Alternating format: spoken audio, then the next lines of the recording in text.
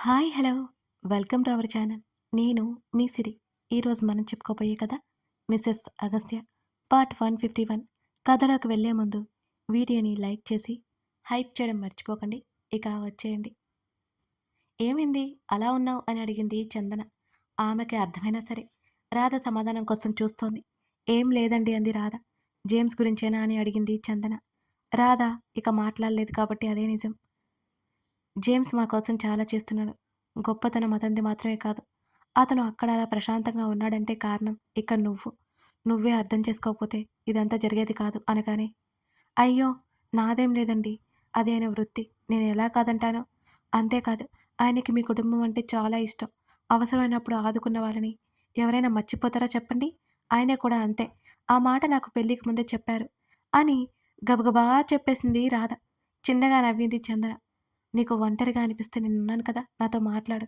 ఇంత పెద్ద ఇంట్లో ఉన్నంత మాత్రాన నేను గొప్పదాన్ని కాదు. మిడిల్ క్లాస్ ఫ్యామిలీ నుంచి వచ్చినదాన్ని. ఇంకా చెప్పాలంటే ఎవరూ లేనిదాన్ని ఇక్కడికొచ్చే వరకు అని చెప్పింది చందన. ఆ ఇంట్లో అందరూ ఎంత చక్కగా ఉంటారనుకుంది రాధ. అయినా కొంచెం కూడా గర్వం ఉండదు మరోవైపు హాస్పిటల్‌కి వెళ్ళి ఫీజు పే చేసొచ్చాడు రామ్. కళ దగ్గరికి వెళ్ళాడు. మునుపటి మీద ఆమె శరీరంలో కదలికలు బాగా వస్తున్నాయి. కానీ ఆమె కళ్ళు తెరవలేకపోతుంది. ఆమె స్ట్రెస్ అవుతుందని డాక్టర్స్ కూడా ఆమెను ఎక్కువసేపు నిద్రలోనే ఉంచుతున్నారు. ఆమె చెంప మీద సున్నితంగా తడిమాడు. ఆక్సిజన్ మాస్కు తీయలేదు కలకి ఇంకా. అర్ధరాత్రి ఆమెకి హై ఫీవర్ వచ్చింది. ఎంత భయపడిపోయాడో రామ్ అతనికే తెలుసు. అప్పటికే డాక్టర్లు ట్రీట్మెంట్ చేసి ఆమెను నార్మల్ అయ్యేలా చేశారు. పీకిపోయిన ఆమె ముఖాన్ని చూస్తూ ముందుకు వంగి ఆమె నుదుటి మీద ముద్దు పెట్టుకున్నాడు రామ్. పక్కనే కూర్చొని ఆమె చేతిని పట్టుకున్నాడు. ఇప్పుడు 5 నిమిషాల్లో అలో చేస్తున్నారు అతన్ని లోపలికి. ఆమె చేతి వెనుక భాగాన ముద్దు పెట్టుకున్నాడు. నీ శరీరం మాత్రమే నాకు ఇష్టమని ఫీలింగ్ కదే నీది. నువ్వు నాకు చాలా ఇష్టమే. నువ్వు లేకుండా పిచ్చి పడుతుంది నాకు. నువ్వు ఎలా ఉన్నా సరే నా పక్కనే ఉంటే చాలు. త్వరగా మేలుకోవే కల. ఇలాగే ఉండిపోయావంటే నిజంగా పిచ్చివాన్నైపోవడం ఖాయం. అతని కళ్ళల్లో నీళ్లు వస్తుంటే తల కిందకి తీసుకుని ఆమె చేతిని పెదవులకి ఆనించుకున్నాడు రామ్. అతని కన్నీళ్లు ఆమె చేతిని తడిపేశాయి. ఆమె చేతి వేళ్ళు కదులుతున్నా ఆమె కళ్ళు తెరవలేకపోయింది. అది గమనించిన రామ్ కళ్ళు తుడుచుకున్నాడు. సార్ ఇక మీరు బయటికి వెళ్ళాలి అని నర్స్ అంటుంటే నెమ్మదిగా ఆమె చెవి దగ్గరికి వంగి, కళ నీకోసం నీకు నచ్చినట్టు మెచ్చినట్టు మారిపోయాను. త్వరగా నా కోసం తిరిగి రావే ప్లీజ్. నువ్వు తప్ప నాకెవరూ లేరే. రావే వస్తావు కదూ. మరోసారి కళ్ళు తుడుచుకొని అక్కడి నుంచి లేచి బయటకొచ్చేశాడు రామ్. రామ్ ఆమె ప్రాణాల కోసం ఎంతగా పోరాడుతున్నాడో, కళ కూడా తన బిడ్డ కోసం తిరిగి రావాలని అతనికంటే ఎక్కువగా పోరాడుతోంది. రామ్కి కళ అంటే ఎంత ప్రాణమో అక్కడ ట్రీట్మెంట్ చేసే వాళ్ళందరికీ అర్థమైపోయింది. ఇంకెన్నాళ్ళిలా రామ్ మనసు శ్రీకళని వేడుకుంటోంది. ఇంకా తన బాస్ తిరిగి రాలేదు. అర్జెంటుగా డబ్బు కావాలి. బైక్ బంగారం ద్వారా దగ్గర ఉన్నవి మరో 4-5 రోజుల వరకు సరిపోతాయేమో. ఆ తర్వాత ఏం చేయాలి? తినాలనిపించట్లేదు. బాగా వీక్ అయిపోయాడు రామ్. అక్కడే హాస్పిటల్ క్యాంటీన్లో టిఫిన్ చేసేశాడు. ఈ మధ్య శరీరాన్ని ఎలా పడితే అలా వదిలేశాడు. అతనికి గడ్డం మాసి జుత్తు పెరిగిపోయింది. ఇప్పుడు నీట్గా క్లీన్గా ఉండే రామ్ కొత్తగా ఉన్నాడు. ప్రాణం అనుకున్నది లేకపోయేసరికి ఇంకెలా ఉంటుందో అలాగే ఉంది అతని పరిస్థితి. ప్రతి ఒక్కరికి ఇలాగే ఉంటుందేమో. ఎలాగైనా శ్రీకళని తిరిగి తెచ్చుకోగలను అనే నమ్మకంతో రోజులు ఈడ్చుకొస్తున్నాడు రామ్. ఆ రోజు రాత్రి భోజనం అయిపోయాక శ్రీధ పక్కన కూర్చున్నాడు అగస్త్య. ఎన్నో రోజుల నుంచి అతని సాన్నిహిత్యంలో ఉన్న ఆమెకి అతని ముఖంలో భావాలు కనిపెట్టడం అంత కష్టమేమీ కాదు కదా. గంభీరంగా ఉన్న అతని ముఖాన్ని చూసి ఆమె ఏదో మాట్లాడబోతున్నాడని అర్థమైంది శ్రీధకి. అతని వైపుకు తిరిగి అతను ఏం అడగబోతున్నాడు అనే దానికోసం చూస్తోంది శ్రీధ. సెనోరిటా అతని పిలుపుకి అలర్ట్ అయి చూసింది. మనోహర్ రూమ్లో నీ ఫోటోలు చూశానన్నావు కదూ, అవి నీ చిన్నప్పుడు ఫోటోలని కూడా చెప్పావు అంటుంటే అవును అన్నట్టు తలాడించింది శ్రీధ. ఆ ఫోటోలు ఎప్పటినుంచో అక్కడున్నాయని మనోహర్ నీకు చెప్పాడా అని అడిగాడు అతను. శ్రీధ కొన్ని క్షణాల పాటు బాగా ఆలోచించింది. ఆ విషయం నేను అడగలేదు. అతను ఏం చెప్పలేదు. అక్కడ నా ఫోటోలు మాత్రమే చూశాను అని ఎప్పటినుంచున్నాయో నాకు తెలియడం లేదు. తనకు తెలిసిన వరకు చెప్పింది శ్రీధ. అగస్త్య ఆలోచనలో పడ్డాడు. శ్రీధ ఫోటోలు గ్యాదర్ చేసి కూడా అక్కడ ఎందుకు పెట్టి ఉంచాడు? అతనే కావాలని పెట్టుంచొచ్చు కదా. ఇంకొక విషయం, ఆ మనోహర్ వైఫ్ని నువ్వు చూసావా అని అడిగాడు. ఆవిడెప్పుడో చనిపోయిందట. నేను ఫోటోలో మాత్రమే చూశాను. అంటే ఆవిడ ఫోటోలు అక్కడున్నాయా అని అడిగాడు. అవును, ఆ గదిలో నా ఫోటోలతో పాటు ఆవిడ ఫోటోలు కూడా ఉన్నాయి అని చెప్పింది. బాగా గుర్తు చేసుకో. నువ్వు మనోహర్ ఆవిడ కలిసి దిగిన ఫోటోలున్నాయా అని అడిగాడు అగస్త్య. ఇప్పుడు ఆమె చెప్పబోయే సమాధానంలోనే అసలు విషయం దాగుంది మరి. లేదు లేదు, అలా ఏం లేవు. నాది ఒకవైపు, వాళ్ళిద్దరివి ఒకవైపు. అలా ఉన్నాయి. కలిసిన దిగినవి అంటూ ఏమీ లేవక్కడ అన్నది మరోసారి గుర్తు చేసుకుంటూ శ్రీధర్. ఇప్పుడు ఇవన్నీ ఎందుకు అడుగుతున్నావు నువ్వు అని అయోమయంగా చూసింది శ్రీధ. నా అనుమానం ప్రకారం నీ ఫోటోలు తెచ్చి పెట్టినట్టున్నారు అని అన్నాడు సాలోచనగా అగస్త్య. అప్పటి వరకు ఆలోచన తనకి రానేలేదు. అతని వైపు కళ్ళు నోరు వెళ్ళపెట్టి చూసింది శ్రీధ. ఈ థాట్ నాకు అసలు రాలేదు. ఆ ఫోటో ఎక్కడ చూసి నిజంగా నేను అతని కూతురేమోనని భయపడి చచ్చిపోయాను అంటూ అగస్త్యని చూస్తూ కూర్చుంది శ్రీధ. అతను ఆమె మాటలకి చిన్నగా నవ్వాడు. ఒకవేళ నువ్వు అతని కూతురు అయితే ఏం చేస్తావు? అతను అడగగానే కళ్ళెత్తి చూసింది. అతని చేతిని గట్టిగా చుట్టేసి, అయినంత మాత్రాన ఏమవుతుంది? నాకు డాడీ అంటే మా డాడీనే అన్నది అతని భుజం దగ్గర ముఖం దాచుకుంటూ శ్రీధ. ఒకవేళ అయితే అతనితో రిలేషన్ కంటిన్యూ చేస్తావా? లేదా ఎంతైనా తండ్రి కదా అని అడిగాడు అగస్త్య. వెటకారం చేస్తున్నావు నువ్వు.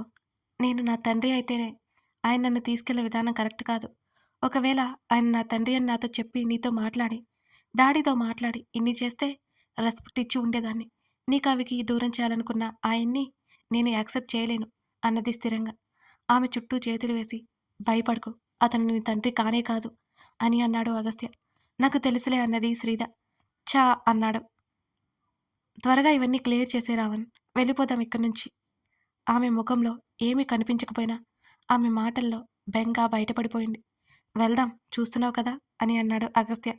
అతని గుండె చప్పుడు వింటూ అలాగే ఉండిపోయింది శ్రీధ. కాసేపు రెస్ట్ తీసుకో అని అన్నాడు.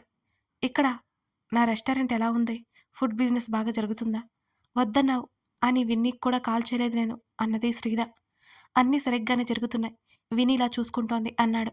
ఇక మాట్లాడడానికి మాట్లాడలేనట్టు ఎవరి ఆలోచనలు కాసేపు వాళ్ళు ఉండిపోయారు. అతని ఛాతీ మీద వాలిపోయి కళ్ళు మూసుకుంది శ్రీధ. అతని సమక్షంలో నిద్ర పట్టేసింది. ఆమెను నెమ్మదిగా దిండి మీదకి చేర్చి అతను లేచి బాల్కనీలోకొచ్చాడు. ఫోన్ కాల్స్లో బిజీ అయిపోయాడు. అతని నెక్స్ట్ టార్గెట్ సూరజ్. అప్పుడే అన్నీ క్లియర్ అవుతాయి. సూరజ్ దొరకాలంటే ఎవరిని ఎరవేయాలి ఆలోచిస్తున్నాడు అగస్త్య. డేవిడ్, సూరజ్ ప్రతి మూమెంట్ మనకి తెలియాలి అని మెసేజ్ చేసి మొబైల్ పక్కన పెట్టేశాడు. జేమ్స్ కింద కూర్చొని అటు ఇటు గమనిస్తూ కనిపించాడు అగస్త్యకి. కొన్ని క్షణాల పాటు అతన్ని చూసి లోపలికొచ్చేశాడు అగస్త్య. మరోవైపు రచన, ఆమె తల్లి 2 రోజుల్లోనే హైదరాబాద్ వచ్చేశారు. ఓ చిన్న ఇల్లు అద్దెకి దొరగ్గా అది తీసుకున్నారు. ఆ రోజు రచన ఆఫీస్కి వెళ్ళడానికి రెడీ అయింది. జాగ్రత్తరా అంది ఆమె తల్లి. సరే అమ్మా అంది రచన కూడా. చెడు స్నేహాలు వద్దు, నీ పని ఏదో నువ్వు చూసుకునిరా. లేట్ నైట్ పార్టీస్ ఇవన్నీ వద్దు. కూతురి చేతిని అందుకుని ఆమె మృదువుగా చెప్పింది. రచన తల ఊపింది సరే అన్నట్టుగా. ఏ చిన్న సమస్య వచ్చినా నాతో చెప్పు, సరేనా అని అడిగింది. అలాగేనమ్మా, కంగారు పడుకు, నేను చూసుకుంటాను కదా అన్నది రచన. నాకు నువ్వు, నీకు నేను తప్ప ఎవరూ లేరు. మన జాగ్రత్తలో మనం ఉండాలి రచ్చు అన్నది ఆమె. అలాగే, నువ్వు చెప్పినట్టే చేస్తాను. తల్లి బుగ్గలాగి నవ్వింది. బోల్డన్ని జాగ్రత్తలు చెప్పి కూతుర్ని ఆఫీస్కి సాగనంపింది. బస్సులోనే ఆఫీస్కి బయలుదేరింది రచన. రోజు క్యాబ్లు బుక్ చేసుకునే స్తోమత ఆమెకి లేదు. గట్టిగా ఊపిరి తీసుకుని ఆఫీస్ ముందు నిలబడి ఒకసారి తల ఎత్తి పైకి చూసింది రచన. 12 అంతస్తుల భవనం సిటీ మధ్యలో గర్వంగా నిలబడి ఉంది. లోపలికి అడుగుపెట్టింది రచన. రిసెప్షనిస్ట్తో మాట్లాడి మేనేజర్ని కలవడానికి వెళ్ళింది. తన జాయినింగ్ ఆర్డర్స్ పట్టుకుని ఆ తతంగం అంతా ముగించుకునేసరికి చాలా టైం అయిపోయింది రచనకి. మేనేజర్ ఆమె టీం మెంబర్స్ని పరిచయం చేశాడు. ఆమెకి ఏ ఎక్స్పీరియన్స్ లేదు కాబట్టి శాలరీ తక్కువ. ఆ రోజు వర్క్ ఏం లేదు. వర్క్ డీటెయిల్స్ అన్నీ చూస్తూ కూర్చుంది. ఆ టీం అందరూ కాస్త జోవియల్గా ఉండడంతో ఆమెకి ఫ్రెషర్ అన్న ఫీలింగ్ కాస్త పోయింది. సాయంత్రం త్వరగానే ఇంటికొచ్చేసింది రచన. రోజు ఇలా సవ్యంగా గడిచిపోవాలని ఆమె కోరిక. కానీ ప్రతిరోజు అనుకున్నట్టే జరుగుతుందా ఏంటి? జరిగిపోదు కదా. రేపటి రోజు జరిగే సంఘటనలు ఆమె జీవితాన్ని మార్చబోతున్నాయి. అది రచనకి ఏమాత్రం తెలియదు. చంపేద్దామంటావా ఇతన్ని? మనోహర్ కంత దగ్గర గన్ను పెట్టి అడిగాడు అగస్త్య. నన్ను చంపేసి నువ్వు బ్రతుకుదామనుకుంటున్నావా? మనోహర్ ఆవేశంగా అన్నాడు అగస్త్యనే చూస్తూ. వారం రోజులుగా నువ్వు నా దగ్గర ఉంటేనే ఎవడు ఏం చేయలేకపోయాడు, పీకలేకపోయాడు. నువ్వు చచ్చినా ఎవడికి తెలుసు. మనోహర్ కళ్ళల్లో కళ్ళు పెట్టి చూస్తూ చెప్పాడు అగస్త్య. అగస్త్య అంత ధైర్యంగా మాట్లాడుతుంటే భరించలేకపోయాడు మనోహర్. ఏం చూసుకుని ఇంత పొగిరితనికి? నా అల్లుడు నా కోసం వస్తాడు అని అన్నాడు. వాడి మొహం, వాడికంత సీన్ లేదని ఆల్రెడీ చెప్పాను కదా. ముఖం చిట్లించి చెప్పాడు అగస్త్య. శశి ఎక్కడ ఉంది అని అడిగాడు మనోహర్. శశా? ఆవిడెవరు అని అడిగాడు. నా కూతురు శశిరేఖ. నీ కూతురు శశిరేఖ గురించి నాకెలా తెలుస్తుంది మిస్టర్ మనోహర్? కుర్చీ లాక్కొని పొగరుగా కూర్చున్నాడు అతను. నా కూతురు నీ భార్య అని అన్నాడు కచ్చగా మనోహర్. నా భార్య అన్నావు బాగుంది, కానీ నీ కూతురు మాత్రం కాదు. నా భార్య హోటల్లో హాయిగా రెస్ట్ తీసుకుంటోంది. నీ దగ్గర ఉన్నన్ని రోజులు నిద్ర లేకుండా గడిపింది కదా. ఇప్పుడు ప్రశాంతంగా అనుభవిస్తోంది నిద్రని అని తాపీగా అన్నాడు అగస్త్య.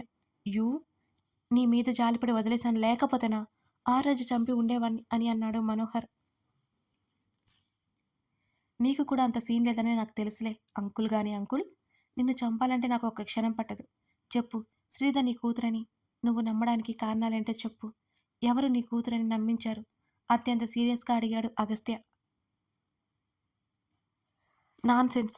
నా కూతురని వేరే వాళ్ళు నమ్మించడం ఏంటి? తను నా కూతురని డిఎన్ఏ రిపోర్ట్స్లో స్పష్టంగా ఉంది. మనోహర్ విసుక్కున్నాడు.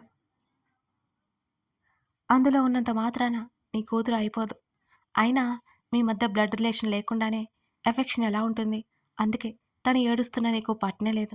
నువ్వు ఈ పరిస్థితిలో ఉన్న తనకీ పట్టలేదు అని పెదవి విరిచి భుజాలు కదిలించాడు అగస్త్య. ఏంటి, శశికి నేను ఇక్కడ ఉన్నట్టు తెలుసా అని అడిగాడు. ఖచ్చితంగా అన్నాడు అగస్త్య. లేదు, తను నా కూతురని తను నమ్ముతుంది. కాకపోతే నీ మీద పిచ్చితో తను వచ్చేసింది. పళ్ళు నూరుకుంటూ చెప్పాడు మనోహర్. ఉఫ్, నీకు చెప్పినా బండారాకి చెప్పిన ఒకటే. అదంతా వదిలే కానీ చెప్పు, ఇన్ని సంవత్సరాల్లో లేంది ఇప్పటికిప్పుడు నీ కూతురు కోసం ఎందుకు వచ్చావు, వెతికించావు? శ్రీధని నీ కూతురని చెప్పిన వెధవ ఎవరు? సీరియస్గా అడిగాడు అగస్త్య. మనోహర్ మాట్లాడలేదు అసలు. నువ్వు కాస్త కూస్తో మంచివాడవని మర్యాదగా చెప్తున్నాను. రేపటిలోగా టైం ఇస్తున్నాను. ఆలోచించుకొని చెప్పలేదంటే ఖచ్చితంగా చంపేస్తాను, అందులో డౌటే లేదు అంటూ అక్కడి నుంచి వచ్చేశాడు అగస్త్య.